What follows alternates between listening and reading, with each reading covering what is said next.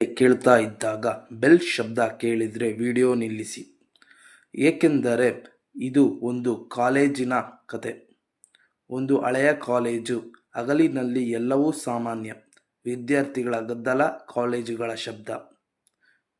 ಆದರೆ ರಾತ್ರಿ 7 ಗಂಟೆಗೆ ಆದಮೇಲೆ ಈ ಕಾಲೇಜಿಗೆ ಯಾರೂ ಹೋಗೋದಿಲ್ಲ, ಏಕೆಂದರೆ ರಾತ್ರಿ 7:30ಕ್ಕೆ ಯಾರೂ ಇಲ್ಲದ ಕ್ಲಾಸ್ ರೂಮಿನಿಂದ ಒಂದು ಬೆಲ್ ಸೌಂಡ್ ಕೇಳಿಸುತ್ತೆ, ಟ್ರಿಂಗ್ ಟ್ರಿಂಗ್.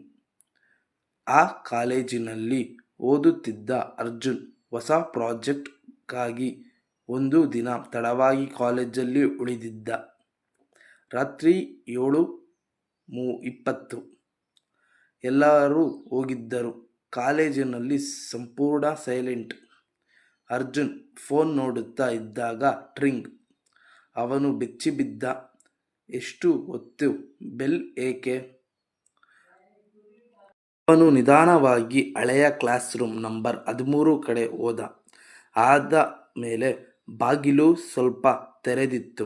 ಒಳಗೆ ನೋಡಿದಾಗ ಬೆಂಚ್ ಮೇಲೆ ಧೂಳು, ಬ್ಲ್ಯಾಕ್ಬೋರ್ಡ್ ಮೇಲೆ ಏನೋ ಬರಹ. ಅದು ಇಂಗ್ಲಿಷ್ ಅಲ್ಲ, ಕನ್ನಡದಲ್ಲಿ. ನಾನು ಇನ್ನೂ ಇಲ್ಲೇ ಇದ್ದೀನಿ. ಅರ್ಜುನ್ ಉಸಿರು ನಿಂತೇ ಹೋಯಿತು. ಅಷ್ಟರಲ್ಲಿ ಅವನ ಹಿಂದೆ ಒಂದು ಚಳಿ ಕೈ ಅವನ ಭುಜದ ಮೇಲೆ ತಟ್ಟಿತು. ವಿಡಿಯೋ ನೋಡ್ತಾ ಇರೋರೆಲ್ಲ ಸಬ್ಸ್ಕ್ರೈಬ್ ಮಾಡಿಟ್ಕೊಳ್ಳಿ.